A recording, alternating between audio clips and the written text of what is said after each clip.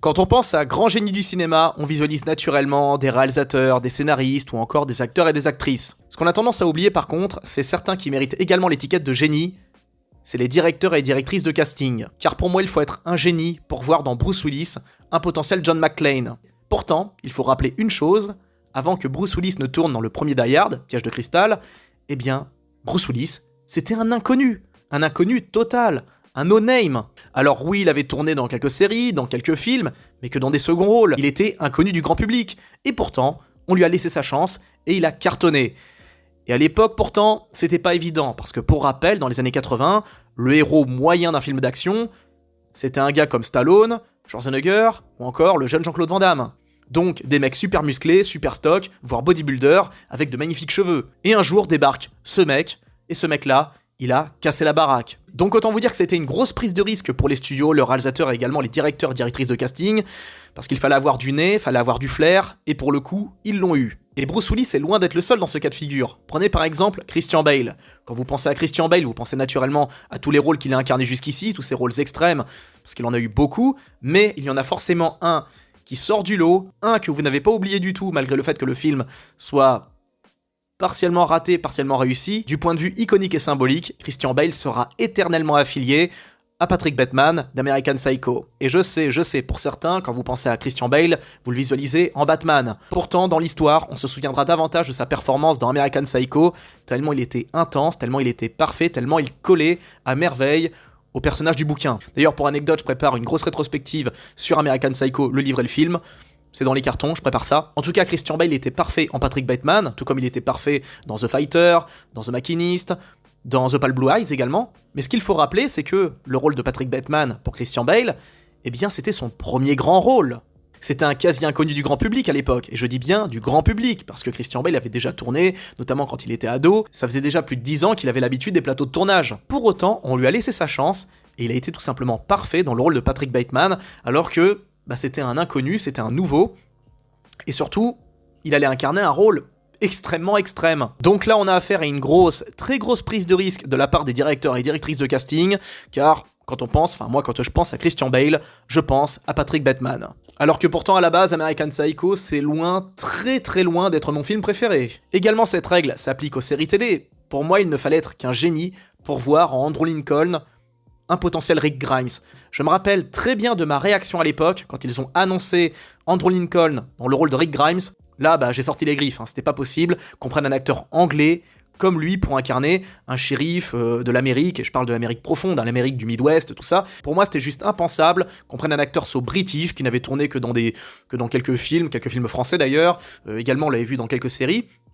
Rien de notable, rien d'incroyable. Pour moi, c'était scandaleux qu'on prenne un gars comme lui, d'autant plus qu'avec son accent anglais, ça allait vraiment faire tâche avec un shérif américain. Et pourtant, dès le premier épisode, j'ai été conquis par le talent de Andrew Lincoln. C'est un véritable joyau, une véritable émeraude que j'avais vraiment sous-estimé. Donc bravo encore une fois à ceux qui ont vu en Andrew Lincoln le Rick Grimes ultime, car pour moi il n'y aura qu'un seul Rick Grimes, ce sera très compliqué de faire mieux que ce qu'a fait Andrew Lincoln, même s'il a légèrement cabotiné vers la fin, il reste excellent dans les premières saisons. En tout cas, il restera dans la légende, contrairement à d'autres. Parce que dans cette vidéo, je vais vous proposer une sélection de 10 acteurs et 10 actrices qui ont été extrêmement mal castés. C'est des acteurs et des actrices qui n'auraient jamais dû incarner le rôle qu'ils ont obtenu. Ils n'auraient jamais dû être engagés, ils n'auraient jamais dû imaginer pouvoir incarner ces personnages, car ça le faisait pas du tout. Et il faut qu'on en parle, parce que il y a par moments, c'est assez rare d'ailleurs, les directeurs, directrices de casting ont davantage raison que tort, mais là, c'était des défauts très débitoires, et il faut en parler. Je ne pense pas que vous serez tous d'accord avec cette sélection, loin de là. En tout cas, on se retrouve dans les commentaires pour en discuter, et n'hésitez pas à me partager votre sélection personnelle d'acteurs-actrices qui ne sont pas du tout taillés pour le rôle qu'ils ont incarné. Vous en avez forcément en tête, donc n'hésitez pas, lâchez-vous, bon visionnage. Alors en 10e position, j'ai commencé avec un choix douloureux, car j'adore cet acteur et j'adore les films dans lesquels il a tourné, mais il n'était pas taillé pour ce rôle. J'ai mis Tom Cruise et son personnage de Jack Reacher. Alors comme beaucoup, j'ai bien kiffé les Jack Reacher, même le deuxième volet qui est moins bon que le premier mais qui reste quand même de bonne facture. J'ai bien kiffé Tom Cruise dans ces films-là, c'est pas la question, mais du point de vue physique, ça ne colle pas. Et je ne dis pas ça par rapport au fait que la série Jack Reacher existe. Personnellement, c'est pas une série que j'affectionne beaucoup. La première saison, j'ai trouvé relativement sympathique. La deuxième, j'ai tenu quelques épisodes, mais ça a vite fini par me saouler, donc j'ai lâché l'affaire. C'est clair et net que l'acteur qui incarne ici Jack Reacher est largement plus fidèle à ce qu'on a pu lire dans le bouquin, car oui, à la base, Jack Reacher, c'est une série de livres, écrits par Lee Child. J'en ai lu 2 d'ailleurs, pour anecdote, en anglais. Parce que pour l'instant, je crois pas qu'ils ont été traduits en français, j'avais lu ça il y a quelques années quand j'étais en Australie. Et donc Jack Reacher, l'acteur qui incarne Jack Reacher dans la série, il colle parfaitement à ce qu'on voit dans le bouquin. Un mec immense, de presque 2 mètres, qui est super balèze, indestructible, qui envoie des coups de boule à la chaîne. Et là, c'est crédible. L'acteur qui joue dans la série colle parfaitement à l'idée qu'on se fait de Reacher dans le bouquin. Or, Tom Cruise, si au niveau physique il déchire, au niveau du gabarit, c'est pas du tout ce qu'on a vu dans le bouquin. Au niveau de la personnalité, bien évidemment, il est très proche, mais du point de vue physique, ça ne colle pas. Tom Cruise mesure à peu près 1m70-71, c'est pas du tout l'image qu'on se fait de Reacher, du moins si on a lu le bouquin. Et pourtant il est bon, pourtant il est intense, il est excellent, il se donne à fond, au niveau cascade, niveau baston, tout ça, il est parfait, mais si on a lu le bouquin, ça le fait pas, et si on a vu la série, ça le fait encore moins, car c'est très compliqué de passer de la série au film, car on sentira bien une grosse différence de gabarit. Donc même si j'adore Tom Cruise et même si je l'ai kiffé dans Jack Reacher, force est de constater qu'il n'était pas taillé pour le rôle, physiquement parlant. En 9ème position, même chose, pour moi cet acteur n'était pas du tout taillé pour ce rôle, même s'il a essayé. Edward Norton dans l'incroyable Hulk. Alors Edward Norton c'est quand même assez... c'est un excellent acteur, hein, comme Tom Cruise, voilà, mais il n'est pas fait pour ça, il n'est pas fait pour les films d'action. J'ai du mal à visualiser Edward Norton dans des films où il casse des gueules, où il fait des trucs comme ça. Alors il a poussé un petit peu la fonte dans American History X, ok, il a été très bon dans Fight Club, mais globalement c'est pas un acteur que je vois pour incarner des personnages de super-héros ou des trucs comme ça. Et même si Bruce Banner en soi c'est à la base un scientifique, c'est pas un mec qui est chaud dans la baston, etc. Quand bien même, j'avais du mal à voir dans Edward Norton un potentiel Bruce Banner. Quand on pense par exemple à Robert Downey Jr. en tant que Tony Stark, naturellement ça colle, c'est crédible, c'est raccord direct, mais Edward Norton en tant que Bruce Banner, ça le fait pas, alors que pourtant, Bruce Banner, c'est le cliché du scientifique, un télo, tout ça, et pour le coup, on peut imaginer Edward Norton dans ce type de rôle, étant donné que c'est un acteur qui est taillé pour les films indépendants, les films où il y a du dialogue, tout ça, où il n'y a pas spécialement d'action, mais ça le fait pas. Ça ne veut pas dire qu'il était mauvais, mais quand on le voyait à chaque fois, quand je le voyais dans le film, quand je le voyais dans chaque scène où il incarnait Bruce Banner, je me disais, mais non, Edward Norton, qu'est-ce que tu fous là? C'est pas ta place. Et je ne parle même pas des scènes de transformation où vraiment c'est limite un peu bizarre. C'est comme si... j'avais l'impression de voir un petit peu... si on avait fait un Hulk à la française, vous auriez mis Guillaume Canet, ça aurait été pareil, quoi. C'est des bons acteurs. Quoique Guillaume Canet... Guillaume Canet, quand il décide d'être bon, il est bon, hein, mais... quand il tombe sur des bons projets, mais voilà, c'est du même tonneau, vous m'avez compris, quoi. Quand je vois Edward Norton dans un rôle pareil, c'est comme si je voyais effectivement Guillaume Canet dans un rôle de super-héros ou un rôle de super soldat, de GIGN, comme on l'a vu par exemple dans Ad Vitam. Ils sont pas à leur place, tout simplement. Ça se voit dans leur gestuelle, leur physique, leur façon de se déplacer. C'est pas crédible. Et je crois que je suis le seul à le mentionner, mais quand Edward Norton se transforme en Hulk, c'est moche, c'est mal fait, c'est largement moins graphique et moins impressionnant que ce qu'on a vu dans le Hulk de 2003, quand c'était Eric Bana. Alors ça veut pas dire du tout que l'incroyable Hulk n'est pas spectaculaire, au contraire, il y a des scènes vraiment intenses, hein, la scène de...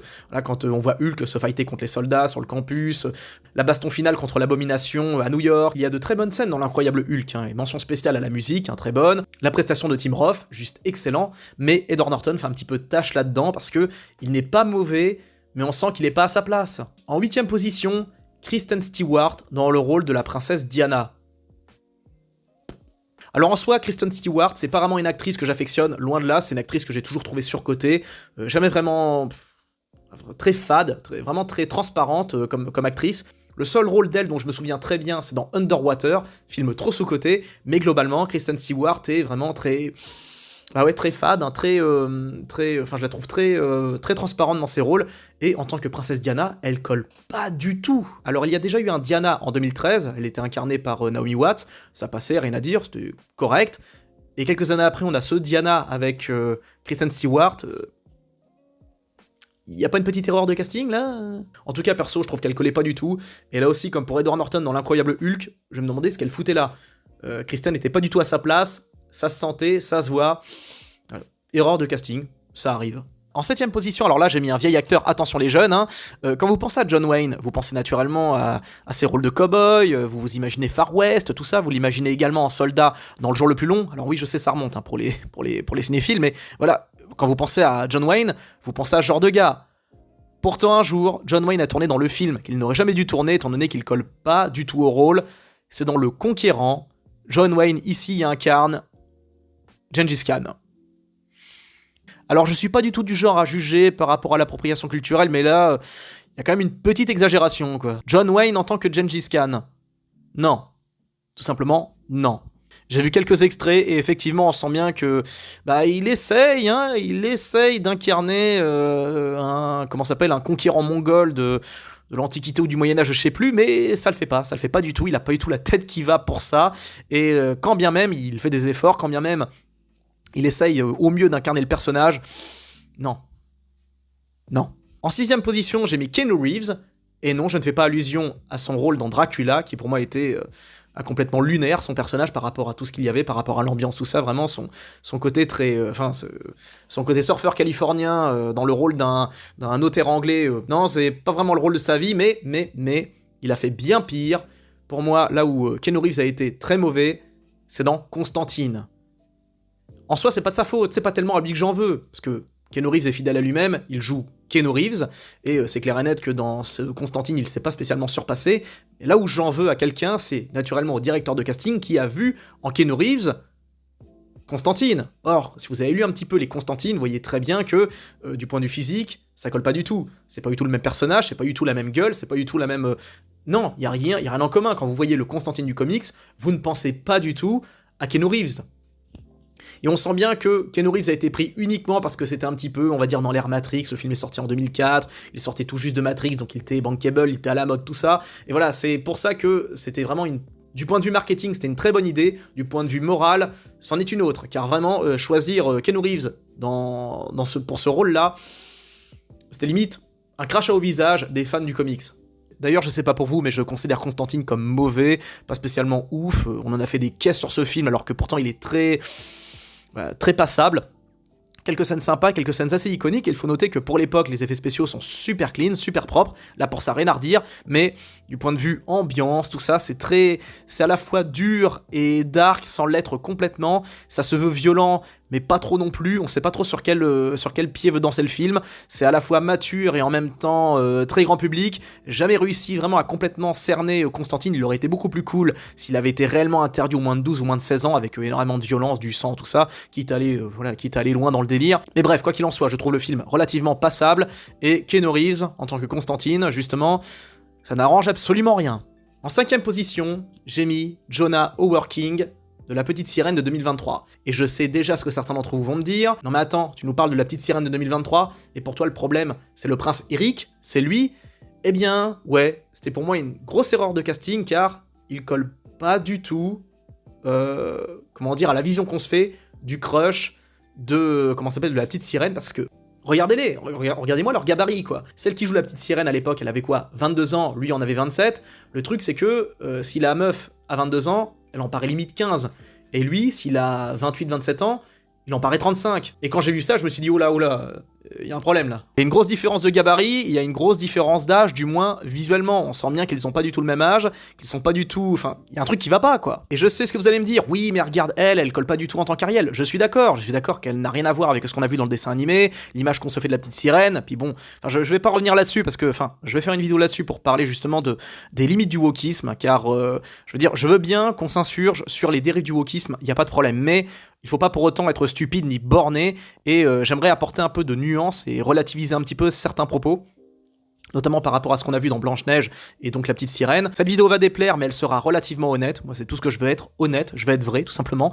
Et donc, vite fait, pour revenir à ce jeune homme, moi j'aurais pris quelqu'un de plus jeune, quelqu'un de moins grand, quelqu'un qui colle un peu plus, au physique d'Ariel, ou à la rigueur, on prend une autre actrice, et on prend une actrice plus grande, qui fait plus âgée, pour que ça colle à l'acteur principal. Mais en tout cas, ça m'a davantage choqué de voir donc cet acteur plutôt que cette actrice dans La Petite Sirène. Enfin, je me suis dit, il y a un problème de proportion, là, c'est un problème d'âge, tout ça, c'est compliqué, hein, sachant que c'est un film pour enfants, voilà. Film très critiquable, hein, très moche, hein, vraiment, c'est peut-être un des live-action les plus laids que j'ai vus. En tout cas, voilà, pour moi, cet acteur était pas vraiment à sa place. En 4ème position, j'ai mis Robert De Niro pour The Irishman. Trop vieux, tout simplement, tout comme l'étaient Al Pacino et Joe Pesci, en fait. tout le casting de Irishman est un foirage complet. The Irishman aurait dû sortir au plus tard en 2005, 2010 dernier carat, pas en 2019 parce qu'on sent bien que le poids des années se fait ressentir sur De Niro, sur Pacino, sur tout le monde, et c'est un film qui sent la naphtaline, quoi. C'est un film qui sent le vieux, quoi. J'ai rien contre ces acteurs-là, je les adore, et d'ailleurs, De Niro continue à tourner, il a tourné là dernièrement Alto Kings. Je sais pas ce que le film vaut, j'ai peur d'aller le voir parce que j'ai peur de le regarder, j'ai peur d'être déçu comme pour The Irishman, car s'il a encore cette petite niaque, De Niro, bah ça le fait plus, quoi. Il est trop âgé, c'est pour un film de mafieux, un film d'action, un film de Martin Scorsese, bah ça le fait pas du tout, ça fait tâche, et c'est plus ou moins tout ce qu'on ressent quand on voit ce Irishman. On est un peu gêné de voir que ce film est sorti trop tard. Alors je sais qu'il y a une petite fanbase de The Irishman, et je comprends tout à fait, c'est un film qui est relativement intéressant, qui retrace une partie de l'histoire des États-Unis, tout ça, c'est très intéressant, mais ça colle pas, le filtre Instagram qu'ils ont mis sur De Niro, sur Pacino, tout ça, pour qu'ils fassent plus jeunes, alors que les mecs, on voit très bien qu'ils ont passé les 70 ans, on essaye de nous faire croire qu'ils ont 35, non, ça le fait pas, grosse erreur de casting, c'est un film qui est sorti beaucoup trop tard, film pas mauvais, mais qui manque de dynamisme, film assez ennuyeux, j'ai piqué du nez à plusieurs reprises, car on sent bien que Scorsese est vieux, que De Niro est vieux. Pour comparer, Scorsese n'avait pas du tout la même niaque dans Loup de Wall Street, qui pourtant n'avait que, les films n'ont que 5 ans d'écart. Et on sent bien que dans Loup de Wall Street, Scorsese il est à fond, quoi, parce que l'équipe est jeune, parce qu'il y a que des jeunes autour de lui, donc naturellement ça apporte cette vibe, cette ambiance. Alors là, voilà, bon, après ça peut plaire aux plus âgés, j'imagine, mais voilà, pour les jeunes qui voulaient revoir un Affranchi ou un Casino bis, c'était raté, quoi. En troisième position, je vais parler d'un film français. Alors pour moi, grosse erreur de casting. Le film Extension du domaine de la lutte, adaptation du roman du même nom de Michel Houellebecq, film réalisé par Philippe Arrel, que vous avez déjà vu dans Les Randonneurs. Alors Philippe Arrel ici joue le rôle du protagoniste principal d'Extension du domaine de la lutte, et son collègue Tisserand est joué dans le film, dans l'adaptation, par José Garcia. Si vous avez lu le roman, quand vous pensez à Tisserand, vous pensez à tout sauf à José Garcia. Parce que José Garcia, c'est un acteur, même quand il essaye, parce qu'on voit bien qu'il essaye dans le film de se donner un côté un peu, on va dire, puceau tardif, gars que c'est pas trop géré en société avec les femmes, tout ça, même s'il essaye, ça ne colle pas. Il n'est pas taillé pour ce rôle. José Garcia, c'est un mec qui aime bien faire le bouffon, qui aime bien faire le con, qui serait même très bon d'ailleurs dans le registre de l'action, tout ça. C'est un peu notre Robert Downey Jr. national. En tout cas, quand je voyais donc José Garcia dans le rôle de Tisserand, ça collait pas du tout, quoi. C'est non, grosse erreur de casting. Arrel aurait dû prendre quelqu'un d'autre, voire même prendre lui pour le rôle de Tisserand, parce qu'il colle physiquement plus au rôle qu'autre chose, ou alors prendre un autre gars, je sais pas, qui serait, j'ai pas d'idée en tête, hein, mais voilà, ils auraient dû prendre quelqu'un d'autre plutôt que José Garcia, qui est un acteur dynamique, vivant, avec de la niaque. Ils auraient dû prendre un acteur beaucoup plus froid, effacé, avec des complexes, hein, voilà, c'est pour qu'il colle justement au personnage de Tisserand. Donc pour moi, c'était une grosse erreur de casting, et bon, je sais que quasiment personne l'a vu ce film, ni le bouquin d'ailleurs, j'imagine que pas beaucoup d'entre vous l'ont lu. En tout cas, livre très intéressant, hein, des années 90, hein, qui retrace bien, on va dire, qui met en lumière les réalités affectives, SEL, tout ça, d'employés du tertiaire, vraiment très intéressant, très déprimant également, parce que très réaliste, et le film, justement, est très bon à ce niveau-là, je l'ai trouvé relativement correct, mais grosse erreur de casting vis-à-vis de Tisserand. José Garcia n'était pas du tout taillé pour ça, ça se sent, ça se voit, même s'il essaye. En deuxième position, alors là, grosse erreur de casting, vraiment, je ne comprends pas, Zack Snyder, Jesse Eisenberg dans le rôle de Lex Luthor. Alors je sais qu'à l'époque, Eisenberg, il avait la cote avec Zombieland, les très mauvais Now You See Me, là, les insaisissables. Vraiment, je n'ai pas compris la hype pour ces films. Vraiment, film les plus inutiles que j'ai jamais vus. Et donc, Jesse Eisenberg en tant que Lex Luthor, ça le fait pas du tout, quoi. Enfin, Zack Snyder, t'as réussi à nous dégoter Henry Cavill, Ben Affleck en tant que Batman, ça collait nickel. Pourquoi t'as été dénicher un gars comme lui pour le rôle de Lex Luthor ? Même pour un Lex Luthor jeune, ça le fait pas, parce que Eisenberg est un très mauvais acteur, il a toujours le même flow, toujours le même débit, ce mec n'arrive jamais à changer de rôle, quoi, c'est toujours le même. Et là, dans Batman vs Superman, il essaye un petit peu de la jouer excentrique, et ça le fait pas, quoi, surtout avec les cheveux longs, alors qu'à la base, Luthor est chauve, alors il lui rase le cône à la fin pour montrer, oh là, vous avez vu, c'est lui le prochain Lex Luthor, mais ça le fait pas du tout. Au niveau du gabarit, ça le fait pas par rapport à Batman, tout ça, alors que dans le comics, Lex Luthor, il est un peu mieux gaulé. Enfin, j'ai l'impression que tous les personnages des comics sont toujours bien gaulés, ils sont toujours taillés comme des joueurs de football américain. Je suis désolé, pour moi, le meilleur Lex Luthor, c'était Kevin Spacey dans Batman Returns. Et Jesse Eisenberg était extrêmement mauvais, comme dans le gros des films dans lequel il tourne, et vraiment, j'ai pas compris, quoi. J'étais devant le film, je disais, mais pourquoi lui, quoi ? pourquoi. Et en plus, il essaye plus ou moins on va dire, d'apporter sa petite touche, sa touche Heisenbergienne à Lex Luthor, mais ça le fait pas, mais alors pas du tout d'un iota. Et enfin, pour terminer, pour moi, la plus grosse erreur de casting de toute l'histoire de l'humanité, Bella Ramsey dans le rôle d'Ellie dans la série The Last of Us. Mais comment on peut se planter à ce point? Et je pense que c'était fait exprès. Je suis convaincu que la production a fait exprès de prendre Bella Ramsey dans le rôle d'Ellie parce que ils savaient que ça ferait parler. Ils savaient que la série serait médiocre, car maintenant on peut le dire, à l'époque c'était l'hystérie, quand la série est sortie tout le monde disait que c'était génial, que c'était fantastique, c'était la meilleure série de tous les temps, je vous jure, vraiment il y avait des mecs qui réagissaient comme ça, je pense que beaucoup c'était des ados, tout ça, qui n'avaient jamais vu ni entendu parler de Breaking Bad, de The Wire, parce que oui, si on parle de série d'HBO, parce que The Last of Us est une production de HBO, enfin je veux dire, 2023, The Last of Us, 20 ans avant, The Wire, c'est quoi ce downfall, quoi? Il n'y a pas besoin de remonter à bien loin. Prenez par exemple Tchernobyl, qui pour moi est relativement surcoté. C'est une bonne série, mais c'est pas non plus une série absolument exceptionnelle. Je veux dire, du point de vue du message, du point de vue enfin, c'est pas une série qui m'a tant marqué, Tchernobyl. J'ai même pas suivi, j'ai même pas regardé le dernier épisode. C'était relativement intéressant. Mais je vais pas la mettre, je veux dire, dans le top du top des meilleures séries de tous les temps, faut pas exagérer, et je comprends pas vraiment la hype pour Tchernobyl. C'était une bonne série, sans pour autant être équivalente justement à des trucs comme The Wire, The Shield, Breaking Bad, tout ça, même Better Call Saul, du point de vue de l'intensité, du point de vue c'était une série intéressante, mais voilà quoi. Et bref, en tout cas, HBO, en 2019, enfin... Tchernobyl, c'était autre chose du point de vue qualitatif que The Last of Us. Il y a de très bonnes choses dans The Last of Us, les scènes d'intro, tout ça, des 2 premiers épisodes, quelques bonnes idées, mais ça s'arrête là. Et pour moi, les plus grosses erreurs, c'était le casting. De toute façon, le casting ne colle pas du tout. Pedro Pascal s'en sort relativement de justesse, mais bon, c'est limite. Et c'est le seul qui gère, tous les autres sont pas du tout raccord, et le pire reste Bella Ramsey. On sent bien qu'ils l'ont engagée parce que justement la série elle est trop médiocre, et ils ont surfé à fond, parce que c'est l'époque, sur le côté bad buzz, en mode on produit quelque chose et on engage des individus qui n'ont rien à voir avec la série, parce que ça va engranger des réactions négatives, et ces réactions négatives vont engranger en réaction des réactions positives. Et ces réactions positives, justement, vont être très radicales pour défendre la série sur les réseaux et, quelque part, modifier l'opinion publique. Pour moi, c'est comme ça, c'était une stratégie un petit peu de test. Je pense que, pour le coup, je pense pas m'être planté par rapport à cette analyse, parce que, je me rappelle bien, quand la série est sortie, tout le monde disait que du bien de Bella Ramsey, parce que tout le monde avait peur de se faire tailler dans les commentaires, parce que, tout le monde avait peur de dire la vérité, à savoir que Bella Ramsey colle pas du tout, ne ressemble en rien à la Ellie du jeu vidéo, voilà, ça ressemble en rien à, à Ellen Page, parce que quand on voit Ellie, on pense à Ellen Page. Et je me rappelle d'ailleurs de certains commentaires vraiment malhonnêtes qui disaient « Oh là là, quand je voyais Bella Ramsey, je voyais trop Ellie du jeu vidéo. Je pense pas que vous ayez joué au jeu vidéo, quoi, parce que si la Ellie est légèrement vulgaire dans le jeu vidéo, dans la série, alors là, c'est la vulgarité incarnée, quoi. Mais cette meuf, Bella Ramsey, est imbuvable. Ultra vulgaire, odieuse, arrogante, faussement rebelle. La meuf, elle fait 50 kilos, elle fait 1m50, et elle se permet de tenir tête à des gars qui pourraient la bolosser, quoi. Dans un contexte post-apocalyptique et dans un monde aussi dur que The Last of Us, ça ne peut pas exister. Ce genre de réaction, ça finira en tabassage, quoi. Les mecs, ils se poseraient pas de questions. Le monde de The Last of Us, c'est pas l'Occident de 2025. C'est pas un safe space super clean. Non, c'est que personne se fait de cadeaux. Et la Ellie de la série, elle peut avoir la plus grande gueule qu'elle veut. Elle se ferait défoncer par le premier qui serait mal luné, qui serait un peu énervé. Et dans ce genre de contexte, il suffirait de pas beaucoup, quoi. Et donc, bref, elle est extrêmement mauvaise, donc odieuse, pas du tout attachante. Parce que la Ellie du jeu vidéo est relativement attachante. Elle est mignonne, elle a des gros yeux, tout ça. Or là, on a Bella Ramsey avec son regard froid et son côté sadique. Parce qu'en plus, c'est ça le pire, c'est que la Bella Ramsey de la série est méchante. Ça se ressent, ça se voit. Quand elle passe la lame sur l'infecté pour voir ce que ça fait, puis qu'après elle le plante sans un seul regard de compassion. Vraiment, elle n'éprouve absolument rien.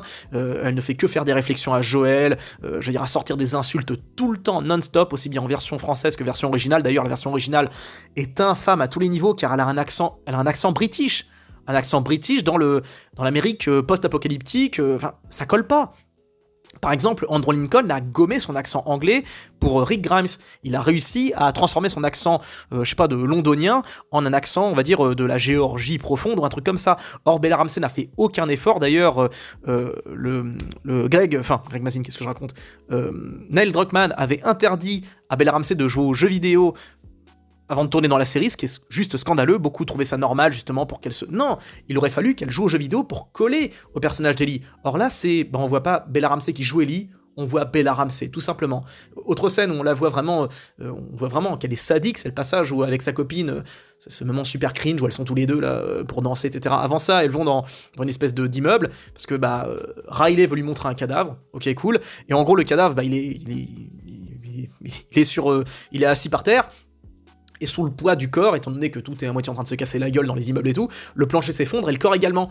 Réaction de Bella Ramsey, éclatée de rire. Super, elle voit un mec qui est mort, qui s'est suicidé, qui passe à travers un plancher, elle est morte de rire la meuf, quoi. Pour créer de la compassion et de l'empathie pour ce personnage, c'est chaud, quoi. En tout cas, je pourrais critiquer non-stop Bella Ramsey, à juste titre, hein, parce que vraiment, comment on peut la trouver bonne dans ce rôle? Je suis désolé, c'est pas possible. Avant, tout le monde avait peur de le dire parce qu'on avait peur de se faire tailler dans les commentaires. Maintenant, on s'en fout plus ou moins. Et j'ai peur de la saison 2. Quoi. Vraiment, je sais pas ce que ça va donner. Je pense que ça sera aussi catastrophique que pour la première. Elle ne colle pas physiquement. Et physiquement, elle aurait dû coller un minimum, comme les autres d'ailleurs, hein, comme Tommy, celui qui incarne Tommy, Diego Luna, Michonne, la celle qui incarne sa meuf. Enfin, rien à voir avec ce qu'on a vu dans le jeu vidéo.